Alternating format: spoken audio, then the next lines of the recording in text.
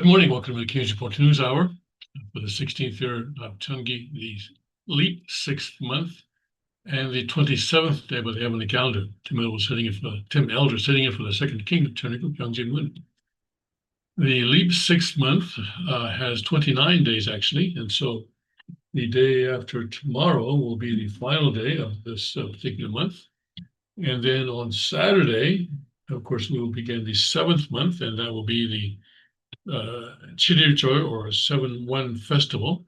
And of course, that's the anniversary of Father's declaration in 1991 that allowed us to become Blood Center families, to become tribal messiahs. And so 29 days because months always go from new moon to new moon. And so once you have a new moon, then you have to begin a new month, right? And it goes according to Korea Standard Time. So the new moon is a particular moment in time. It's a particular second or moment in time. And the day that that moment occurs is the first day of the next month. So that will occur on Saturday by Korea Standard Time. And so Saturday will be the first day of the seventh month. I'm looking at my calendar over there. Yes. And we won't have another leap month for probably 3 years. It's roughly every 3 years, not exactly, but roughly every 3 years that we have these extra months, so that the heavenly calendar can keep in sync with the rotation of the Earth around the revolution. Is it revolution or rotation now? I can't remember now. Is it anyway, the movement of the Earth around the sun. All right. So yes, of course, the king this year is celebrating the 7-1 festival. Usually doesn't. He usually does the two of them together on the seventh month and seventh day. So the 7-1 festival and the 7-8 festival are celebrated together on the seventh day of the seventh month. But this year, because of, well, I don't know. I don't know why he didn't explain it to me, but he's doing the 7-1 festival and 7-8 festival on the first day of the seventh month, this coming Saturday. So we will not have a King's Report on Saturday. And instead, we will have the celebration of the 7-1 festival, and that will occur at 7 a.m. And let's see, that will occur at 7 a.m. in the location where the king is, by King's Standard Time. And all right, so maybe details will be announced in a couple of days. Let's see. So anyway, let's get back to this. Speech that we were doing last Wednesday. Heavenly Fatherism is the title, and someone was saying that, I think they changed it to Heavenly Parentism, and there is a Heavenly Parentism that is true, but I think at this point in time, I think Father was speaking Heavenly Fatherism. I think Heavenly Parentism actually.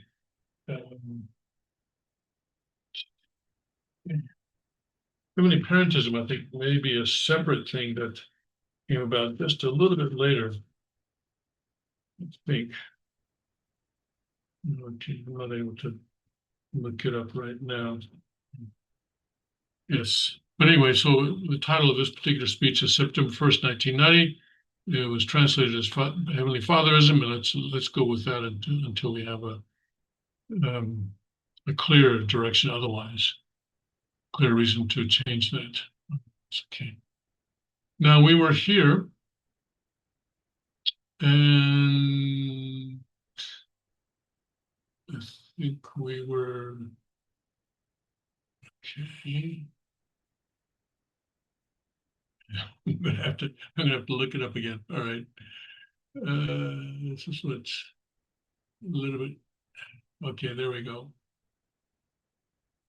All right, let's start with this paragraph. We did this paragraph last time, but I did it kind of quickly towards the end of the broadcast. So let's go over it again, make sure we give it a due coverage.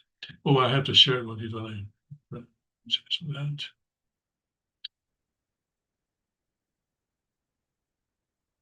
Okay. Neither democracy nor communism are adequate. And I think this is an important point because many people in the West, United States, but also in Western Europe, assume that democracy is the highest form of governance. And there was even a book that came out, when was that? 10, 20 years ago, maybe, called, I think it was called The End of History or something like that. And that was the point in this book, which said that human beings throughout history have been looking for the ideal way to govern themselves, and they finally found it, and that is democracy. Well, Father begs to disagree, and I think that his point has been validated by what we see in democracies today, not only today but in the past as well. That democracy is not adequate. Communism, of course, is not adequate. People have a innate desire for freedom, and Xi Jinping, of course, promises stability. But human beings have a desire for freedom, and they're willing to sacrifice stability for the sake of for freedom. For a while, they'll take stability over freedom, but there is a point at which they say, "Wait a second, you know what? We need freedom." And um, communists, the Soviet Union was this way, and not only communist countries, but also countries like Japan also kind of criticized the United States in a similar way, saying, "Oh, you know, America is so unstable. It's all these killings going on and all this kind of stuff with this, that, and the other thing going on." And yet, okay, and yet, America continues to be the preeminent superpower in the world, right? China is, no, China still has a ways to go, right? Uh, and it looks like actually China right now is going through a serious, well, actually a series of crises, a combination of crises, and we'll see whether they can pull through them or not. But their answer to crisis is to suppress dissent, suppress it, right? And if you have to kill dozens, 100, or even 1,000, even 10,000, you have to kill them, then as long as the Communist Party survives and is strong, then everything is okay. That's their idea of governance, which most of us don't accept. But unfortunately, many people in China do accept, but that's because they don't know the history of their own country, of the own Communist Party, what happened during the 50s with the Great Leap Forward, what happened during the 60s and 70s with the Cultural Revolution, what happened in June 1989 with the Tiananmen Square massacre, and it was a massacre. We don't even know how many people were killed, but probably 10,000 or more people in one night were killed, just mowed over by tanks and shot point blank. And then their bodies were carted away, of course, so that the evidence would not be apparent to the world.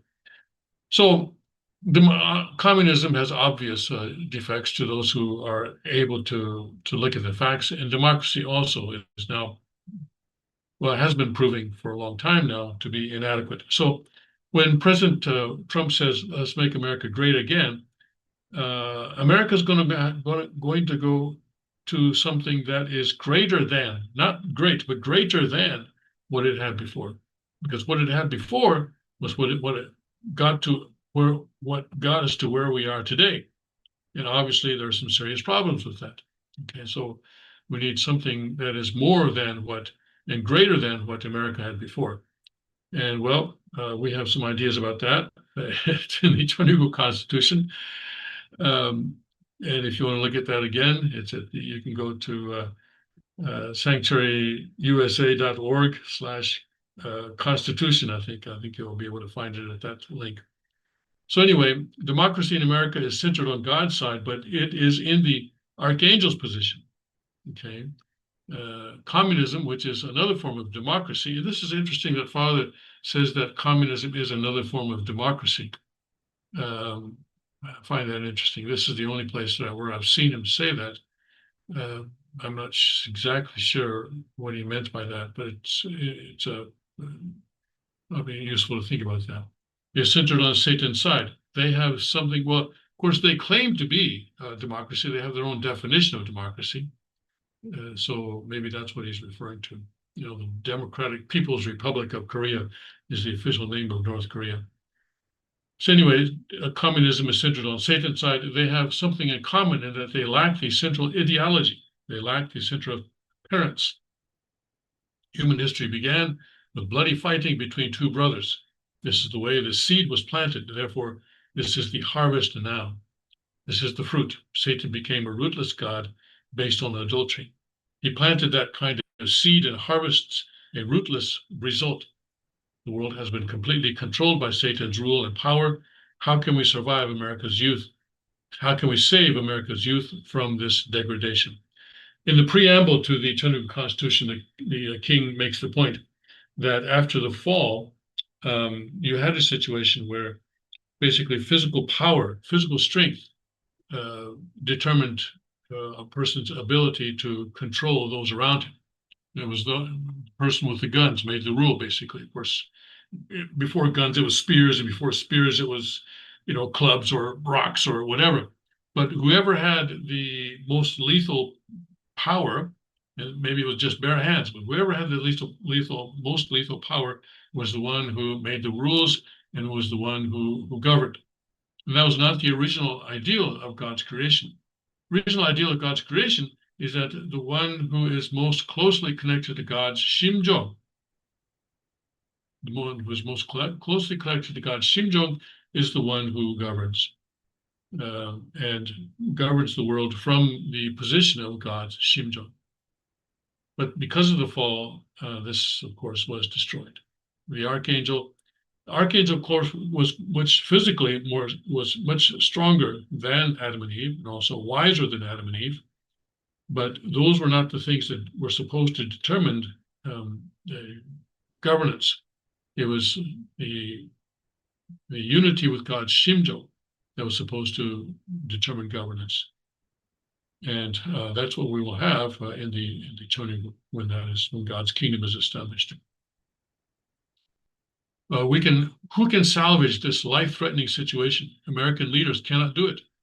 No matter how proud and famous America is, darkness is destruction, our modern America's spiritual situation. And this was true in 1990 when Father made this speech, and it's true today, 35 years later. There is agony in the minds of parents, agony in the minds of brothers, agony in the nation. Who can save them from this situation?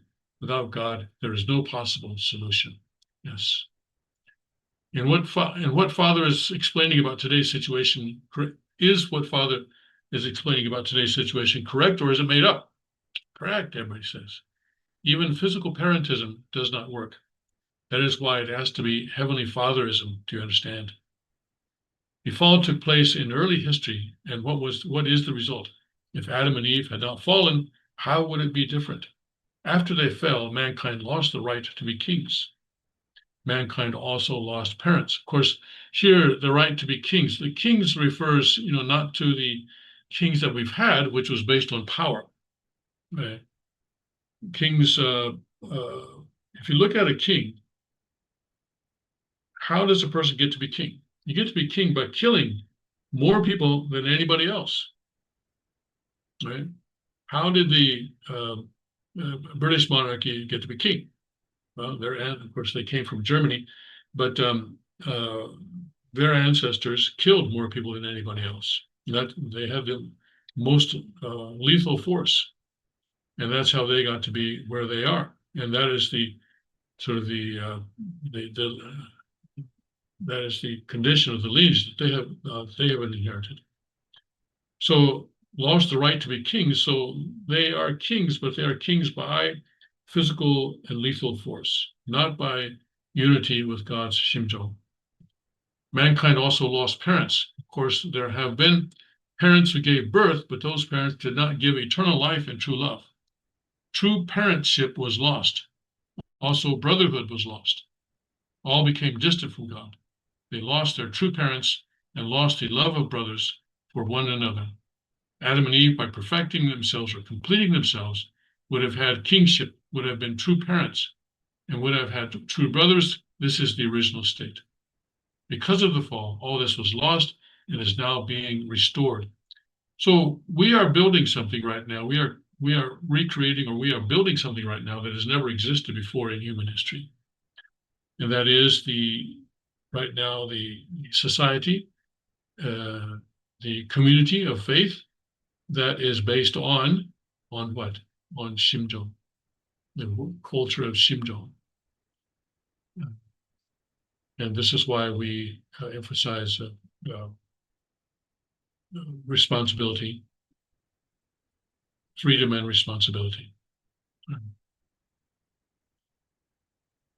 And I think we look at what the second king is doing. He's making a great deal of progress in expanding that kind of a community. It's something that people are not accustomed to. They look at us, they say, oh, look, they don't have a lot of people. Oh, look, they don't have a lot of money compared to other groups. But that's not the standard by which we should be measured.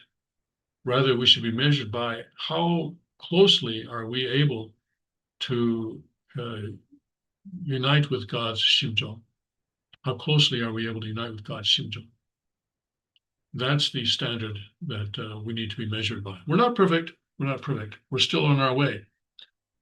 But we have chosen not to be measured by money or by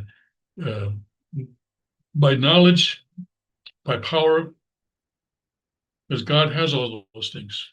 And as Father emphasizes again and again and again, what God wants is love. What God wants is a perfect object partner to his love. And eventually, this will win out. It's kind of the tortoise and the hare situation.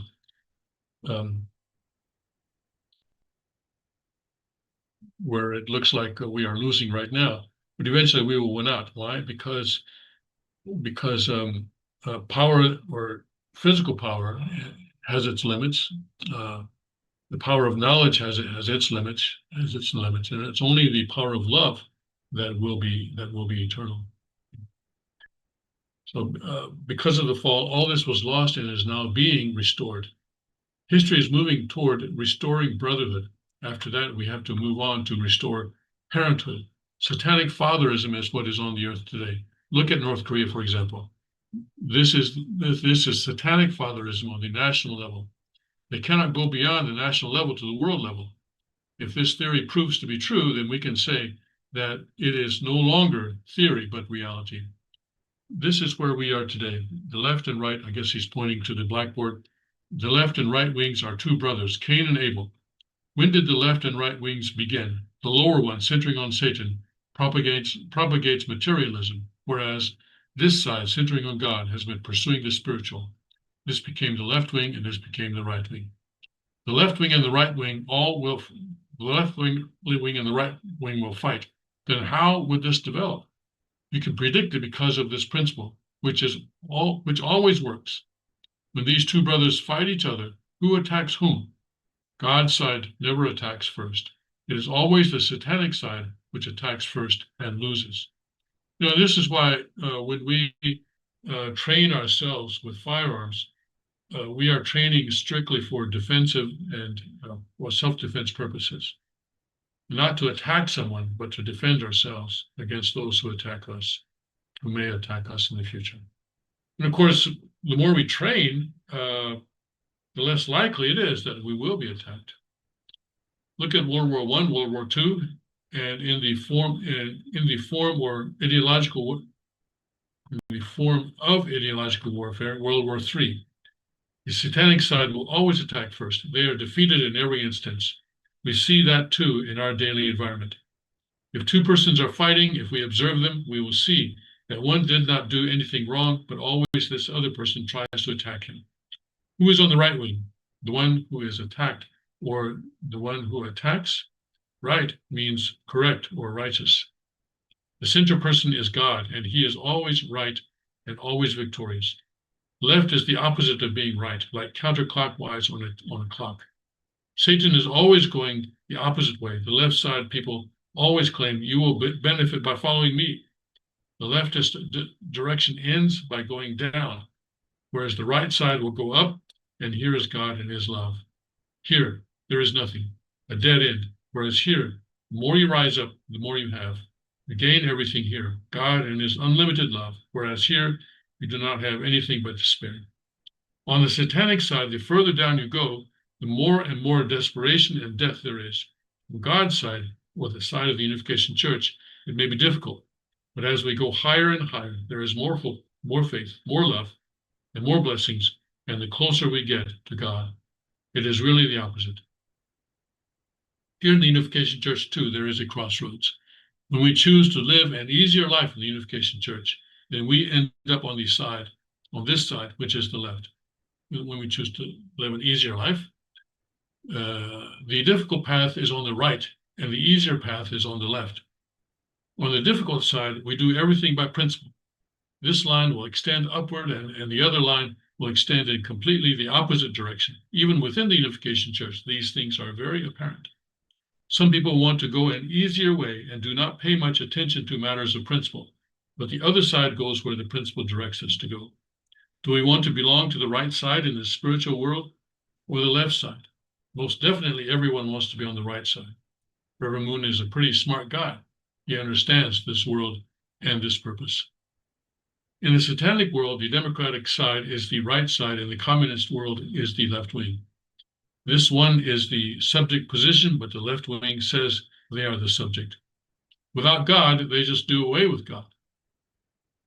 They want to become the plus. Plus and plus can never harmonize. This is the course of history. It is not human beings doing. It is God's. It is on that level. To become harmonious, democracy should stay in the plus position, and communism must stay in a minus position. Who can do this? This is what Reverend Moon does. Reverend Moon tells this side where they should stand and why. That is why he brings Russian students here to America to teach them to center on the cosmos, to center on God. After that, brotherhood can be made. Otherwise, there is no way. Reverend Moon's thought is to combine them into one. This is hopeful. Then there will be no problems in the future. If it is centered on God, brotherhood will endure forever. Those in the Unification Church who want to go in this left direction, raise your hands. Father indicates on the blackboard that this line extends to a low place. Do you want to go to this place? If you just follow, drift along, this side is hell. There's nothing to look forward to there. Do you understand? Democracy today represents brotherism. We can see history going in such a clear direction. The divine principle of Cain and Abel fits perfectly into this situation. Communism has been reduced down to a really powerless position because they lost God. They made laborers and farmers the center of everything, not God.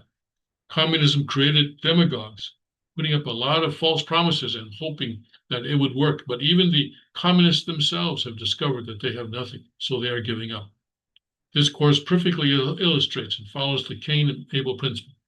Now even communists have come back to their senses and are searching for parentism. Both forms of democracy are about to do that now. So both forms refers to democracy and communism. The rest, excuse me, let me take a drink here. Excuse me. The restoration of brotherism is directed toward finding the real brothers, true brothers. True brothers do not come from the horizontal direction, they come from heaven, which is a vertical direction. For example, Jesus came on earth. In other words, he was born through a mother like all of us, but we say that he came from heaven. Heaven means that the vertical came down to earth. None of this fallen world has the centered, true vertical way. There are no true vertical men and women. In the fallen world, God cannot find the vertical family, the vertical tribe, the vertical nation, the vertical world, and the vertical heaven on earth. Once that vertical is set up, however, everything can connect to it, and it is the way of safety and peace. Of course, today that vertical has been set up. There's a true father and a true mother now completely united on the perfection level. cosmic perfection level, and they are in spirit world doing their work, their providential work in the spirit world and on the physical world as well. On the earth, things are not that way. They are the opposite, upside down. Therefore, God taught them through the Bible, and it is said that the Messiah comes from heaven, descending to the earth. Do you understand? That is the vertical concept. Do you have a vertical concept? Do you have a vertical mind? Do you have the real vertical mind, and mind that is connected to the vertical foundation? That kind of mind can always master the flesh. The righteous mind must save the body. It is always urging us to invest more, to sacrifice more, but it often loses the battle with the body. That has been God's standing until now. That is the fallen world, where the righteous mind loses every time. Your flesh doesn't obey your mind. Why? Because the body is connected to Satan and tries to be another plus. This is where all the family, all the nation, all the world are connected to Satan. And by the way, I laugh because, in my current position, I come to know the situations of some families, and there are cases where both husband and wife are trying to be plus. I'm just saying, this is so obvious that husband and wife are both trying to be plus. and, and guess what? It doesn't work out so well. It does not work out very well at all.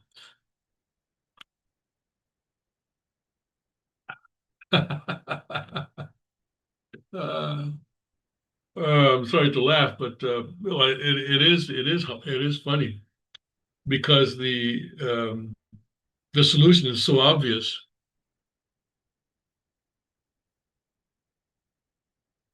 But if I tell them it doesn't work, they have to figure it out themselves. But it is so obvious. And this is what, of course, the fall was that way as well. The archangel wanted to be a plus, and then Eve wanted to be a plus against Adam, and so forth and so on. So anyway, yeah. So anyway, if you're having trouble in your marriage, think about that. It is so obvious to a person who's looking at it from the outside. Oh boy, let's see, where were we? Let's go back to here. This has been God standing until now. That is the fallen world. For the righteous mind loses every time. Your flesh doesn't obey your mind. Why? Because the body is connected to Satan and tries to be another plus. Yeah, I see this is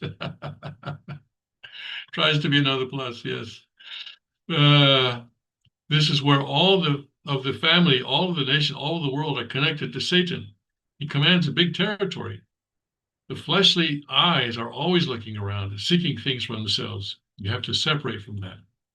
That is a fearful atmosphere to be in. Your body is a military site for the battle between God and Satan. The senses of the flesh are all Satan's weapons, including the power of sexuality and the power of selfishness. Following the body takes you deeper and deeper into the darkness, down into the dungeons of hell.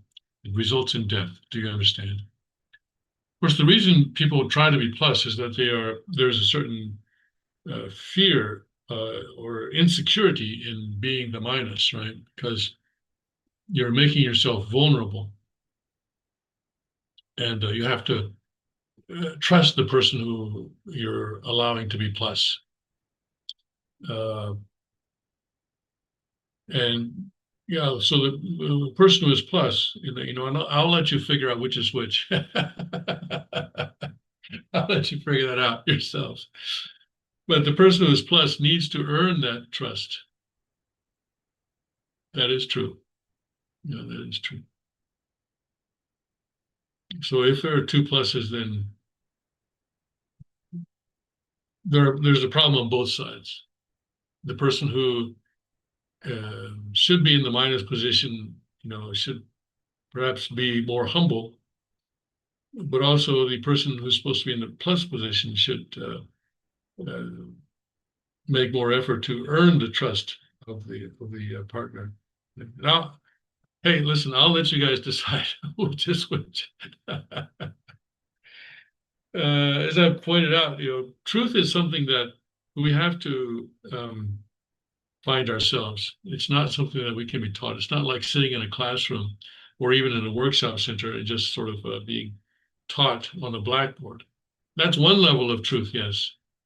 But when it comes to applying the principle to our own lives, especially in something basic as this, I think um, you really have to figure it out yourself, right?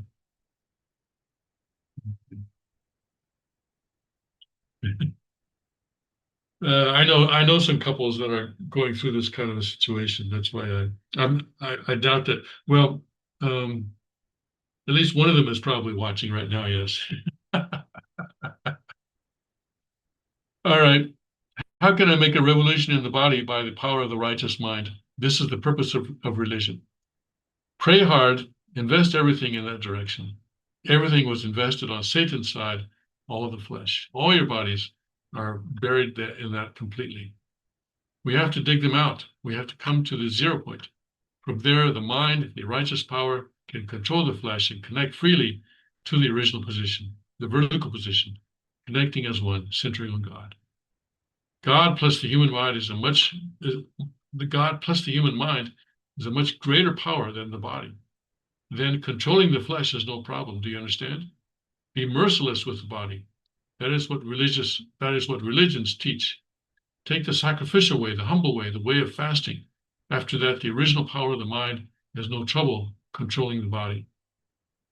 And I think one principle that many of us were taught is that it's a good exercise to do the things that Satan does not like. Satan does not like prayer. Satan does not like fasting. Satan does not like to pay indemnity or set up indemnity conditions and so forth and so on.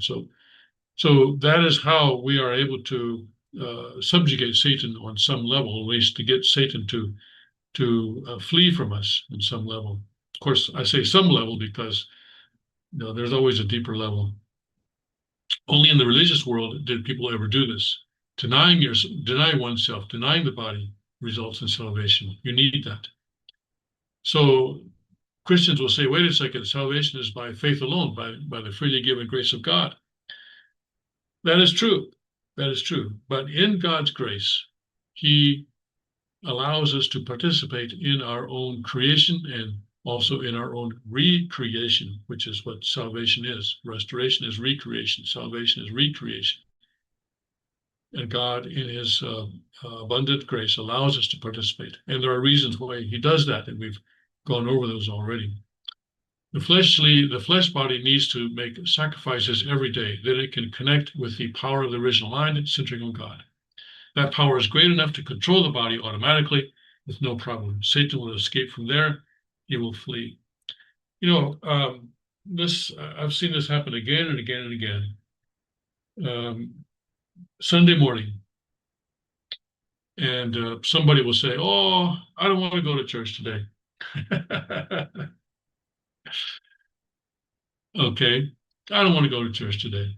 I'll stay at home and watch television or something. But then after some coaxing, they go to church, not forced to go to church, but a little bit of coaxing. And they discover that there was someone there that they wanted to meet for a while, or someone there who gives a testimony that really inspires them. And it becomes clear to them that God had prepared something for them at the church. And they would have missed that if they had chosen not to go to church. And that happens so many times, so many times. And you can see, especially Sunday morning, 11 a.m. is when God is active, but I would say that 9 a.m. is probably when Satan is most active on Sunday morning. Trying to keep people from going to church. Um, Our principle is so great because it will show you the direction of history. Who lost all of this? Adam and Eve did. So before we can restore these brotherism, parentatism, and kingship, we have to first find Adam. We have to first find Adam. Right? Find Adam. God's goal and mankind's wish is to find Adam. Now we're getting into the meat of the issue, right? Without him, it is a hopelessly complicated situation. There is one failure after another. There is no hope anywhere, and we wonder what we are living for. But once we find Adam, the completed Adam, then the whole thing can be restored. Everything can have hope again, no matter how confusing it has been. Order is restored. This is the concept of the Messiah. As you know, Christianity's proper goal is to wait for the Messiah. Until that time, they cannot do anything. Their major religion should have been Messiahism, right? So, of course, now we have Adam, and this is we have the important thing. And Father, of course, was on the earth until 2012 by the Gregorian calendar, September 3rd, and then passed into spirit world or shed his physical body. But he continues to work and he continues to lead the providence from spirit world, in both the spirit world and physical world, by the way. But he needs a representative and heir on the physical earth, and that is why he has appointed his son, Hyungjin Moon, to be that person. And, it's the father-son relationship that Father said again and again that is the most important thing in the universe, not the husband-wife relationship. And unfortunately, Hak Ja Han has chosen to usurp the position. And again, she did it because she had power, right? Had power. I remember in 2012, after Father's passing, one thing that she kept saying again and again was, "Oh, I can fire Kukjin, but he can't fire me." So she was emphasizing her power. And, the fact that her son, Hyungjin, was the one that Father had chosen because Hyungjin was in his Shimjong was the closest to Father. This, she just ignored that because after all, what money does he have? What power does he have? This kind of thing. And she controlled people with money. And of course, I chose to resign. Then after I resigned, a couple of weeks, or maybe less than a couple of weeks after that, the president of one of the companies of the Unification Church in Korea invited me to a meeting and offered me a job for which I was clearly not qualified. And I told him, I said, "Listen, I'm not the person you need." I mean, and I laid out for him the qualifications of the person that he needs, as if he didn't know already. And he said, "Oh, no, that's okay. That's okay. All we need is someone who will do what we want when we want it." Can you spell slave?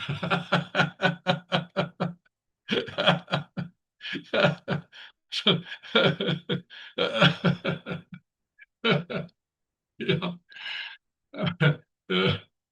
We didn't get into discussing salary or anything like that, but I'm sure he would have offered me a hefty raise from what I was getting before, and probably would have even maybe bought a house for me or something like that.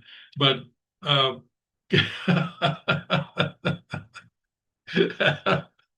yeah, he wanted me to be his slave, not his. Well, I would have been Hak Ja Han's slave actually, with money. Okay, so money in many cases creates slaves, doesn't it? This is why many people point out that debt creates slavery. But also, when you get a job, let's say you're making $100,000, okay, then sometimes you may find that you're asked to do something that is unethical.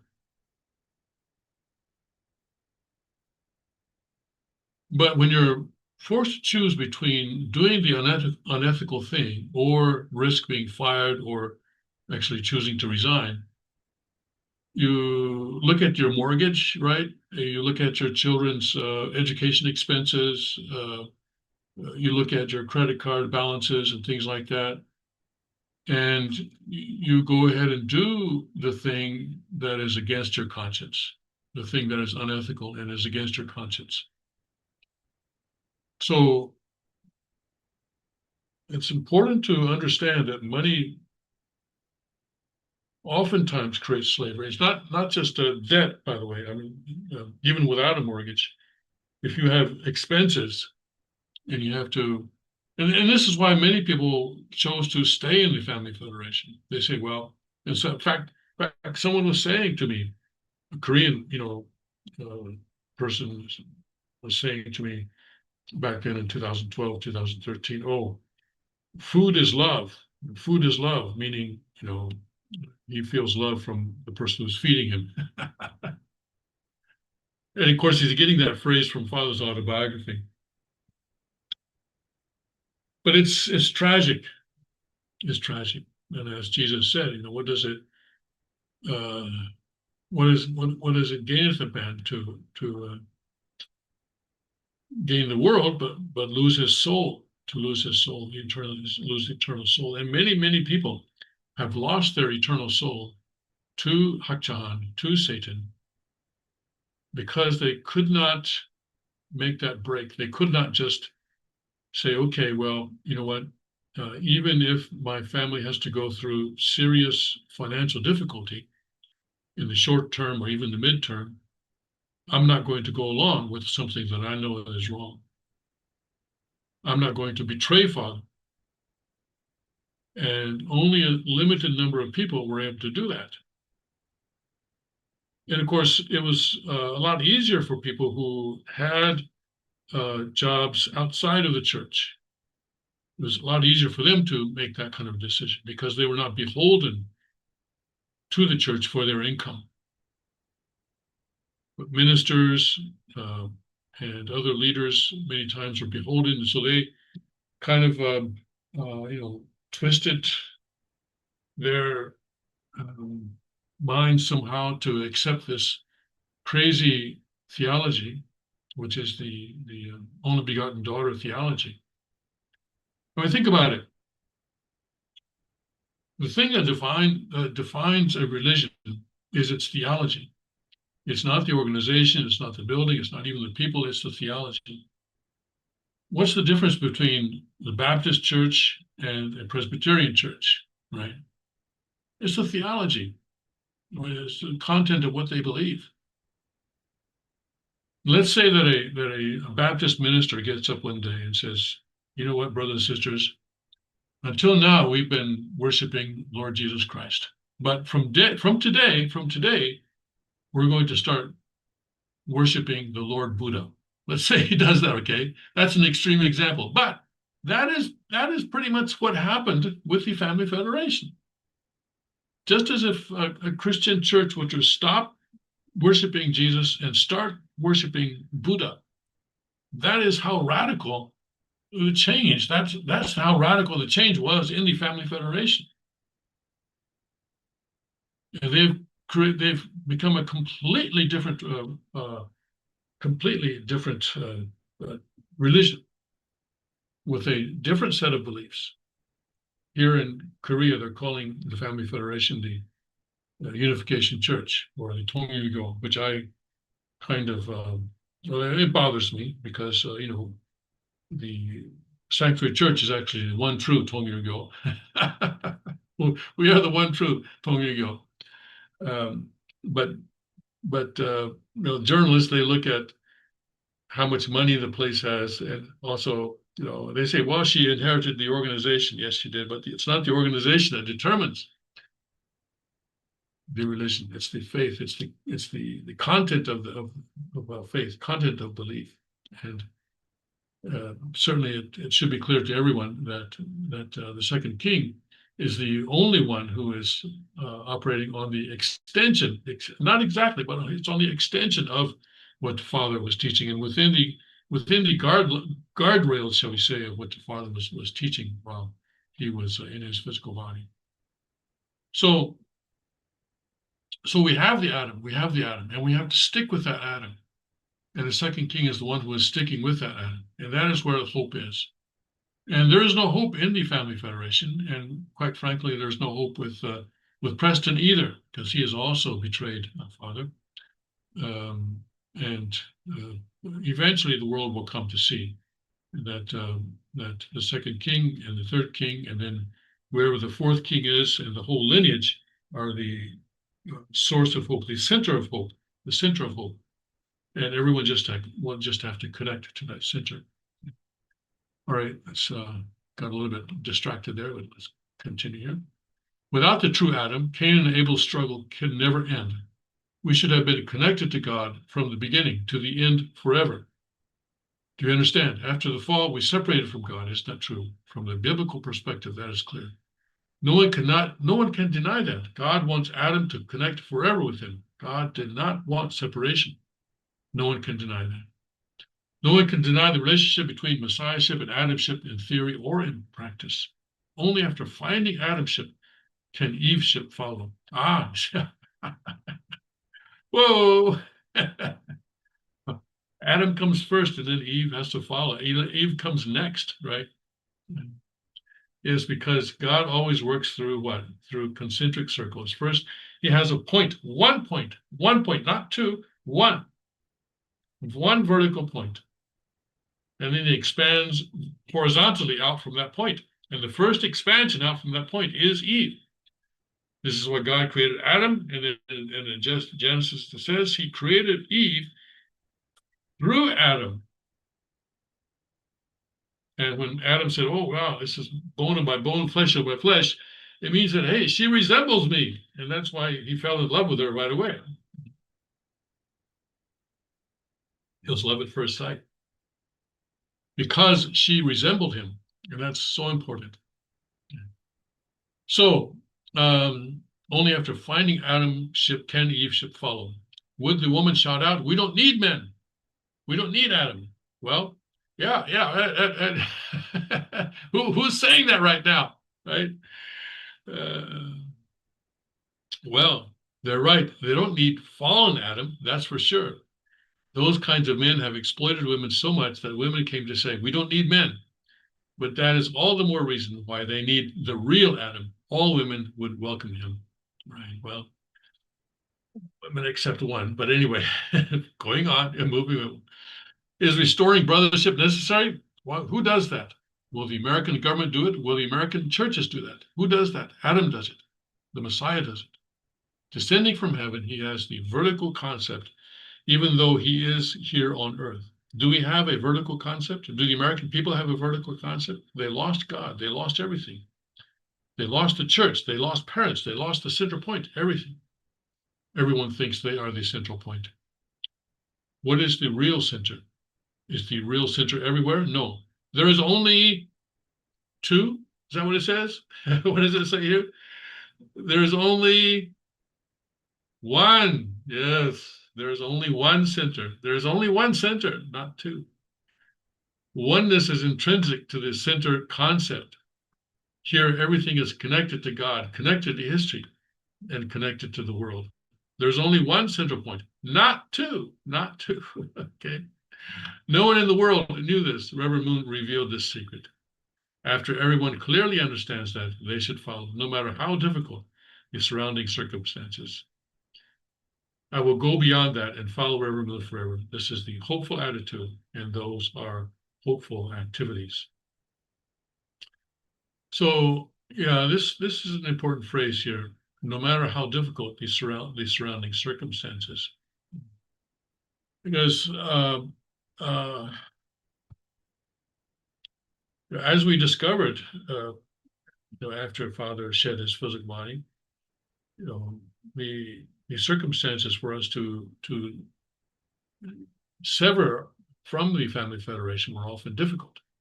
And one person told me, "Hey, Tim, if you do this, you're going to lose all your friends." And well, I did. What I did was I took out my smartphone, and there was a there was a function where I could just block everyone on the phone. So that's what I did. I blocked everyone on the phone, and then I went through and unblocked, my family, and I was setting up a new freelance translation business. So I unblocked, of course, the people that were outside the church that were connected to that. I was registering myself with some translation agencies and so forth, and I did that for a year before going to going to Pennsylvania. So I made a clean break of it, and I know that for many people that's a emotionally very difficult thing to do. Maybe I don't know. Maybe I have a cold personality or something, but I just blocked everybody and then just unblocked the exceptions. Those who were not going to, those I knew I could trust that would not sort of try to convince me to follow Hak Ja Han. Those that would not do that were the ones that I unblocked. So I will go beyond that and follow everyone. This is the hopeful attitude, and those are hopeful activities. But in the Gospels, look at what Peter did, right? He sort of dumped his net and took off after Jesus when Jesus said, "I'll make you fisher of men." You can imagine what his family, his wife or children thought about that, if he had, or even his neighbors, that guy's crazy. What's he going to eat? How's he going to how's he going to eat? How's he going to survive? And other disciples as well just sort of dropped everything in their lives and followed Jesus. And from time to time, we need to be able to do that. And so I think it's wise that we set up our financial situation so that we can do that without really causing great hardship for our family or ourselves. So in other words, for example, even financial advisors talk about having 6 months emergency fund, kind of enough money to live on for 6 months if you suddenly get fired or something like that. And I think that's wise. That is wise, because we don't know what is going to happen, and the needs of the providence will change, and we need to be able to be flexible. We need to maintain flexibility and mobility so that we can change along with the providence. Now, the providence never goes in a straight line forever. It'll go this way, and then it'll go zigzag, and so forth and so on, because we're fighting against Satan, and we cannot always attack. We just cannot always attack head on. Sometimes we have to attack the flank and so forth. So all of a sudden, we may be asked to do something that is different. Well, go here, go there. Go to this country, go to that country. And you ask yourself, well, okay, but how am I going to support myself? The church is not going to support me. That's exactly what I mean. We need to be able to respond to those needs of the providence. And so to develop that kind of flexibility. Just life advice, not financial advice, but life advice. Okay. Theoretically, is it wrong or correct? It is correct. Should we or should we not assert or claim brothership centering on Adam? Yes. Adam is parentship. We must graft onto Adam, deny everything else. For instance, those of Indian descent should deny their Indian ancestors in that they must try not to be vengeful toward the white race. Okay, he's talking not about the subcontinent Indians, but the Native American Indians, toward the white race to retaliate for past centuries. If we keep resentful feelings, how can we restore brothership? Black people, too, have a lot of resentment. Don't take the way of resentment. God didn't take that way. God has no concept of an enemy. God does not see white or black people differently. Why? because all of humankind is very fallen. All of humankind is connected by blood to Satan. They are all self-centered, everyone, everywhere. And it's this resentment is what the communists, leftists try to exploit, especially, for example, here in Korea, all the time. Not just communists, but all the dictators in the past have tried to exploit the Koreans' hatred of the Japanese people. And of course, the Chinese Communist Party is always exploiting the hatred of the Chinese towards Japan as well. But as Father is saying, that really doesn't get you anywhere. Right? So God takes the opposite way. He has no concept of an enemy. He tries to save everyone. Satan's side has no root. The one true root ultimately connects everyone. So God cannot see anyone in terms of being an enemy. How about Reverend Moon?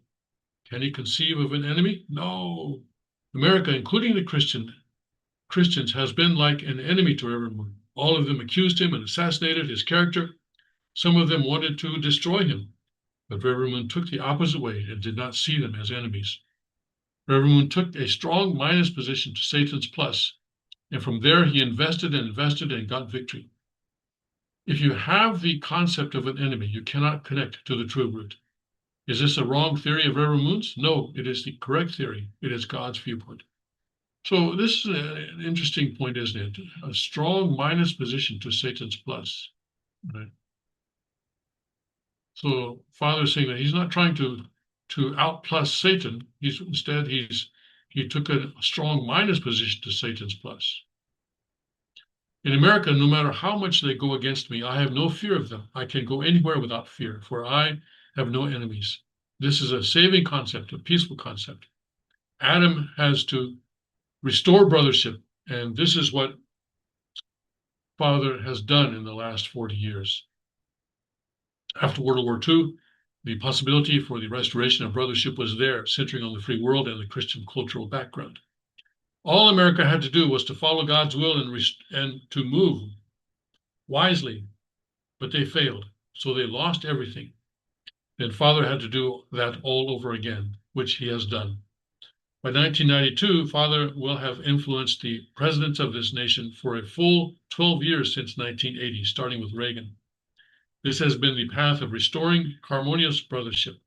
If Father had not done what he did in this country, America would have been destroyed. Up until as late as 1984, communism was still plotting against America. History saw what Father did, who applied the brake, and who utilized the media and every means to try to destroy communism. Reverend Moon, Father, served as a shield to protect America, but America put him in jail. Father knew, however, that after Danbury, those who put him in jail would go down and Father would go up. Historically, this has been so. Yeah. Anybody ever heard of Fraser, Donald Fraser? Yes, he went down. Danbury is the cross of the 20th century. In the first century, Jesus was crucified. This is the modern day crucifixion, 20 centuries later. After Danbury, Reverend Moon's name was resurrected. He is becoming more and more well known, and the free world follows in his footsteps. The free world, the Western world, the world of white people went against Reverend Moon, but they will repent. Do you remember in 1970, Shogun, okay, when was the night? Okay, I guess in the 1970s, I guess. I think Zero S is what they intended. Do you remember in the 1970s, there was a movie called Shogun, which in one sweeping moment gave Westerners a deeper understanding of the East. In the ensuing 10 years, their attention, concern, and due respect went to the East. The East has really grown since then. Did Father restore elder sonship or not? Yes. If Reverend Moon was primarily interested in politics, then he would have gone in a different direction and would have been very capable about it too. However, the only principle which directs Father is that of natural repentance. In other words, natural subjugation, I think, is probably the Korean word that is being translated here. Probably natural subjugation is how we would translate it today. People will naturally come and say, "You are right, and I was wrong." Father has to wait until that time. Wow. So So what do we do with the Hak Jahan?